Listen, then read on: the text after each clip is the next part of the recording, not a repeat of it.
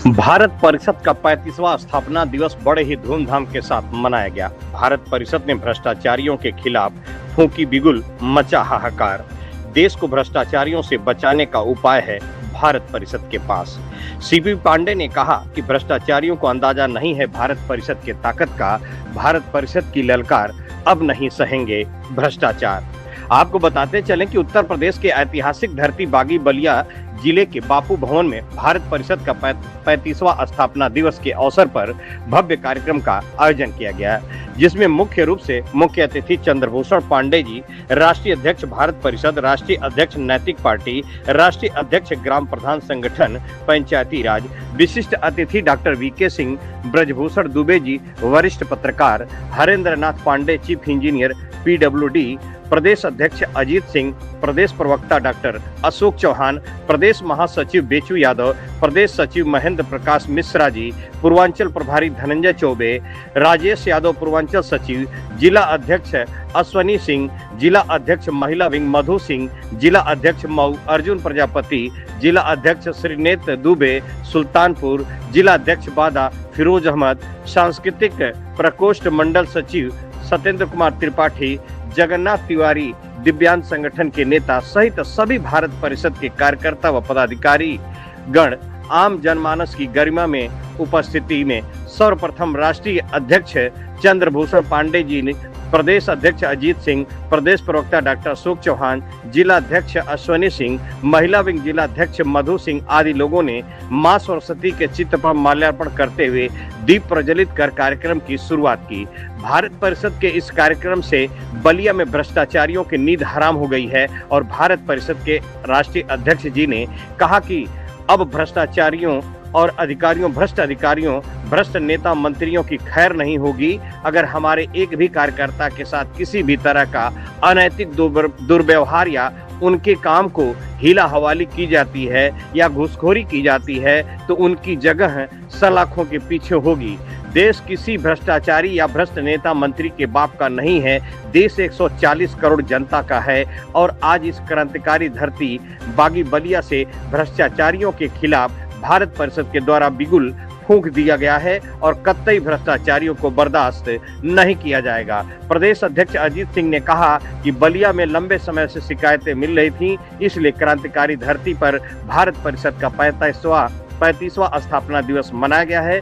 अब उन्होंने नारा दिया है कि भारत परिषद की ललकार, नहीं सहेंगे भ्रष्टाचार। वहीं कार्यक्रम का संचालन कर रहे प्रदेश प्रवक्ता डॉक्टर अशोक चौहान ने कहा कि बलिया वीरों की धरती है, जवानों का देश। बागी बलिया उत्तर प्रदेश अपने संचालन के माध्यम से क्षमा बांधे रखा और कार्यक्रम को सुचारू रूप से समापन करने के लिए बलिया महिला विंग की जिला अध्यक्ष मधु सिंह को बुलाया गया। उन्होंने कहा कि मैं दिन रात अथक प्रयास करके आज इस बलिया की धरती पर बापू भवन में सभी लोगों को इकट्ठा कर पाई हूं। यह मेरा सौभाग्य है कि आज बलिया में भ्रष्टाचार के खिलाफ एक मजबूत संगठन का आगाज हुआ है और आए हुए भारत परिषद के सभी अतिथियों, पदाधिकारियों का तहे दिल से धन्यवाद देती हूँ। वहीं मीडिया के लोगों ने मुख्य अतिथि चंद्रभूषण पांडे जी से जब बात किया तो उन्होंने क्या कहा, आइए सुनते हैं उनकी जुबानी। जी इंडिया टीवी से सुमित चौहान की खास रिपोर्ट। स्थान से हम लोगों ने नारा दिया था कि तब फिट इंडिया, अब फिट इंडिया, तब तो भारत छोड़ने की जरूरत थी, लेकिन अब भारत को ठीक करना। और उसके बाद लगातार हम लोग भ्रष्टाचार विरोधी संगठन के रूप में काम कर रहे हैं और नारा दे रहे हैं, भारत परिषद की ललकार, नहीं सहेंगे भ्रष्टाचार। ये चल रहा है। लेकिन आज जो है हम लोग सामयिक मुद्दे को बिठाते हैं और आज हम लोगों ने जो भारत परिषद के स्थापना दिवस का जो मुख्य विषय रखा है वो रखा जाति न्याय। हमारा ये कहना है कि सभी जातियों को न्याय मिले। सभी जातियों को न्याय का मतलब ये है कि मान लीजिए 50% जातियों को तो आरक्षण नहीं मिला हुआ है, 27% पिछड़ों को आरक्षण मिला है, 22% अनुसूचित जातियों को आरक्षण मिला है। कोई दिक्कत नहीं, अच्छा, ये इसका विरोध नहीं है कोई। लेकिन जो 27% जातियों को, पिछड़े जातियों को आरक्षण मिला है, उसमें कुल 157 जातियां, 157 जातियां उत्तर प्रदेश में है। 157 जातियों में अगर केवल 5-6 जातियां जो ऊपर की जातियां हैं, उसमें भी जो परिवार में जो संपन्न है धनी, उसमें भी 5-7 जातियां, और उसमें भी जो धनी लोग हैं वही लोग सारा का सारा आरक्षण का लाभ उठा रहे हैं। उन्हीं के परिवार में नौकरियां मिल रही हैं, आईएएस बन रहे हैं, पीसीएस बन रहे हैं। उन्हीं के परिवार के लोग एमएलए एमपी बन रहे हैं। उन्हीं के परिवार के लोग बड़े बड़े जितने भी सरकारी सुविधा है वो ले रहे हैं।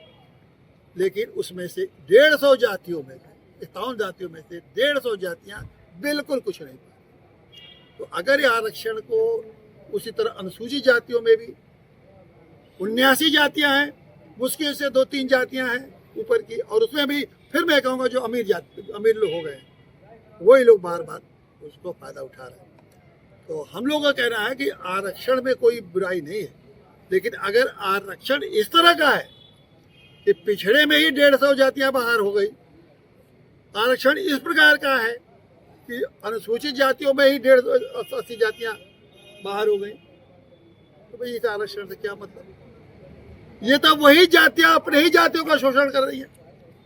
भाई इन जातियों का जो आरक्षण मिला है तो इसके जिम्मेदार सबको मिले, इसके लिए तो वही जातियां ना, इसके लिए सवर्णों से क्या मतलब है? क्योंकि इनको तो कोई आरक्षण मिला नहीं, ये तो लोग उसके में से पा नहीं सकते, उसमें जा नहीं सकते। लेकिन ये जो 5-6 जातियां हैं, चाहे पिछड़ों की हो और वो जो 5-6 जातियां अनुसूचित जाति हो, वो कहती हैं कि भैया आप लोगों को जो मौका नहीं मिला उसके लिए जिम्मेदार सवर्ण है, खास करके ब्राह्मण है, उन्हीं के नाते आपको ही बने। मैं ये पूरे देश के लोगों से पूछना चाहता हूँ कि जो पिछड़े जातियों के है उसमें कैसे ब्राह्मण या सवर्ण जातियां उसका ले सकते हैं? उसी तरह अनुसूचित जातियों के लिए बना है, उसमें कैसे उनका हिस्सा बन सकता है?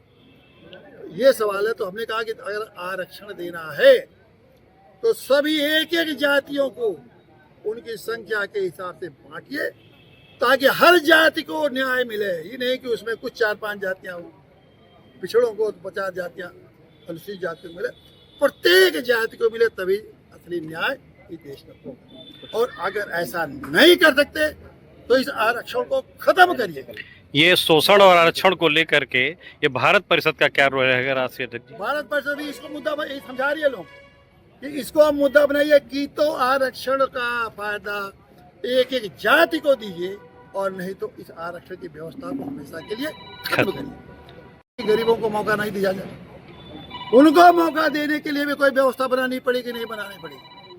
और हम लोग कह रहे हैं कि हम लोग मांग है हमारी, और हम लोग करेंगे अगर हम लोग को मौका मिला, कि अगर हम आरक्षण खत्म करते हैं, ऐसा एक जैसे स्कूल हमारे दुनिया में, हिंदुस्तान का हर बच्चा, गरीब से गरीब का बच्चा सबसे हाई क्लास के स्कूल में पढ़ेगा।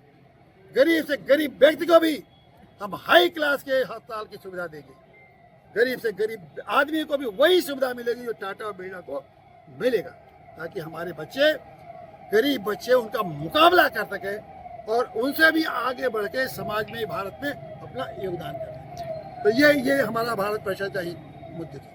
और वैसे तो हम लोगों ने कहा है कि हम लोग 13 कानून बनाएंगे। आरक्षण अगर खत्म करेंगे तो 13 कानून ऐसा बनाएंगे जिससे कि माँ के गर्भ से श्मशान तक, जो संविधान कहता है कि अनुच्छेद 21 में सबको जीने का अधिकार है सम्मानपूर्ण, उसका सारा का सारा अधिकार कानून बना के वो अधिकार देंगे कि किसी भी बच्चे को, किसी भी व्यक्ति को कभी भी कोई चीज़ की ये न रहे कि उसका सपना कि हम अच्छे स्कूल में नहीं पढ़ पा रहे हैं, हमारा सपना कि हमारी बीमारी अच्छे अस्पताल में नहीं पा रही है, सब कानून बना के देंगे।